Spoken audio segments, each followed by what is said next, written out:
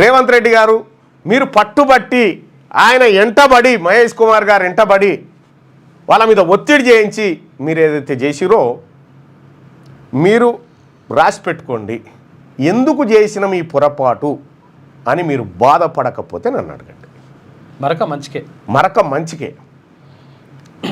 ఓ రకంగా తెలంగాణ రాష్ట్రంలో ఇప్పుడు ఈ సస్పెన్షన్ ఏదో ఆ ఎమ్మెల్సీ ఓట్ల కంటే ముందు చేస్తే ఆయన కూడా రాకపోవు కథ అసలు యాక్చువల్గా అందుకని ఆగింది, అందుకోసమే ఆయన కూడా రాకపోయేది. అందరూ ఏమనుకుంటారంటే మీనాక్షి నటరాజన్ వచ్చిన తర్వాత జరిగింది, మీనాక్షి నటరాజన్ ప్లాన్ చేసుకోరు, ఈ ముందు జరిగిన ప్లానింగే. ఏది ఆ కారు ఎక్కుతూ మహేష్ కుమార్ గౌడ్ గారికి అన్న నువ్వు ఎట్లా చేసి చేయాల్సిందే అన్న అని ఆయన మీద ఒత్తిడి కరీంనగర్ పోయే టైంలో. సార్ మీరు ఎన్ని ఒత్తిళ్ళు చేసినా ఇప్పుడు నాకు షోకాజ్ నోటీస్ ఇస్తే కరీంనగర్, ఆదిలాబాద్, మెదక్, నిజామాబాద్ ప్రజలు కాంగ్రెస్ పార్టీకి షోకాజ్ నోటీస్ ఇచ్చిరుగా ఎలక్షన్లో అయిపోయింది, సస్పెండ్ చేసిరు కదా.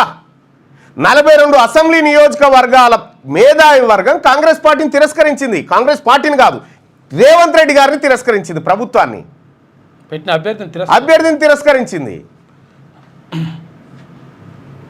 ఎక్కడ కూడా లేదు. ప్రసన్న హరికృష్ణకి ఇస్తే ఉంటే గాలికి గెలుస్తుండే. సో మీరు అమ్మో బీసీ వాదం బౌల బలపడగాలని బీసీ అభ్యర్థికి టికెట్ ఇవ్వకపోతే బీసీ అభ్యర్థి జాడిచ్చి తన్ని ఓడగొట్టి కింద పడబెట్టిండు. సురేష్ షెట్కర్ పేరు చెప్తున్నాడు. ఇప్పుడు పాపం ఆయన ఎవరు కన్నీళ్ళు పెట్టుకుంటా ఉన్నాడు, ఆల్ ఫోర్స్ నరేందర్ రెడ్డి గారు. నీ స్కూల్ ఫీజులు, నీ కాలేజ్ ఫీజులు కట్టలేక ఎంతమంది బీసీ తల్లిదండ్రులు కన్నీళ్ళు పెట్టుకురు నీ ఆఫీస్ కాడ. రక్తం దాగినావు కదా, రక్తం దాగితివి.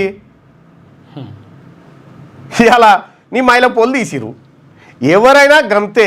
ప్రజా వ్యతిరేకతను మూటగట్టుకున్న ప్రభుత్వం ఇంకా ఏ పని చేసినా ఇదే పరిస్థితి ఉంటుంది.